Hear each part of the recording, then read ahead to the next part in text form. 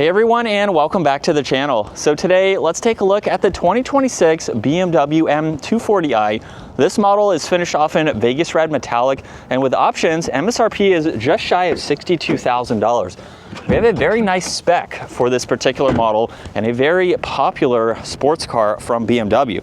So let's start off with what this is powered by, which is the 3-liter inline 6-cylinder turbo.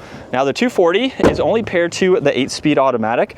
It pumps out 382 horsepower, 369 pound-feet of torque. This model here is rear-wheel drive. 0 to 60 is just shy of 4 seconds, and top speed is up to 155 miles an hour. Now, one of the packages, this has the M Sport package. You'll notice the M badge down below, and then a lot of gloss black. There's also active grille shutters, so those will open to provide additional cooling when needed. There's parking sensors, and then even more inlets on both sides. There's a dark housing for all of the LEDs, and then a few bulges that come down the hood to give it a great look. Now this also has gloss black wheels with the red M Sport brakes, and it has the optional floating center caps. So of course those will stay upright and the wheel will spin, but that is a neat factory option to see. You'll notice the M badge along with gloss black for the power folding mirrors. There's a turn signal, more gloss black for the window trim, and then a sunroof too. Now there's also a flush design for the door handles, and then you'll notice the lower side skirt pokes out slightly, and there's a very crisp line running just above the door handle to the back. Now there's also gloss black for the trunk mounted spoiler. There's a dark housing for the LEDs, backup camera, and all of the parking sensors, and then gloss black for the diffuser, and this has the dual exhaust. And you can remote start that and use that to shut it off as well. You can also use the key fob or the release underneath to gain access to your cargo space, and you have a good bit of space for this 240. There's no storage under the floor, but you can fold the back seats down. You have some tie downs in here. You can use this as a practical daily driver. You definitely have a lot of space to put in some items. And then as we work our way to the interior, you'll notice some more red accents. It's even on this neat trim piece, where there's memory seating adjustments, your window controls, side mirror adjustments, trunk release, more storage down below. This also has Harman Kardon for the audio, and then a two-tone design for these seats. Now they are automatic with 2 manual adjustments. There's the leg support, and then the release behind the seat in order to move that out of the way to hop into the back. So from there, it will work its way forwards. And with this seat released, they fold pretty much flat, and you have quite a lot of space. So you can definitely fit in a lot of items, and then you can actually put people back here.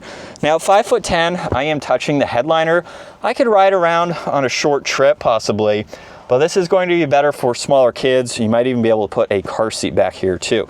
You have vents, some storage in the middle, and you also get an armrest with cup holders, and you can fold this middle seat down individually, which is very nice. You have the large cargo windows too, so honestly it is practical if and when you need to use them, so you can have those additional practicalities and extra space. Now this also has a leather steering wheel, flat bottom design with the red stripe on it, and then there's lots of brushed accents too. Now there's cruise control settings, volume tuning, Bluetooth and voice commands, and then with the digital gauge cluster, you have quite a lot that you can go through. So you can cycle through all of this content, just depending on what you need to see for the day. You can view it a few different ways, so just depending on what you like personally.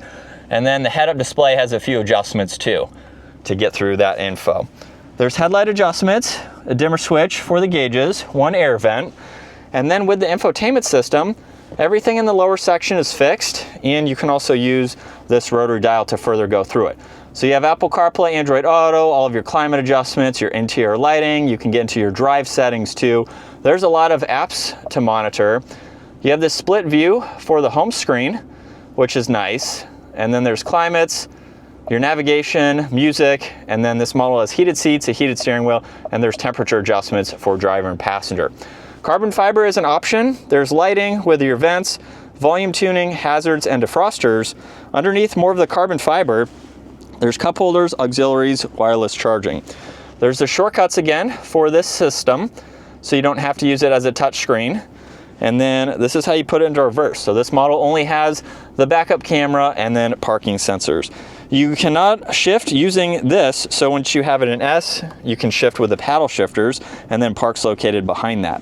There's traction control, parking sensors, engine start stop, and then 3 different driving modes, and you can configure Eco and Sport, depending on how you want those to react. There's auto hold and the e-brake. You get an auxiliary with storage, locking glove box with storage, garage door buttons, dome lights, and controls for both the sunroof and sunshade. Those are both automatic. And then you have a lot of visibility. So for this smaller car, it's very open feeling and it's easy to see. And still in Sport Plus second gear, here we go.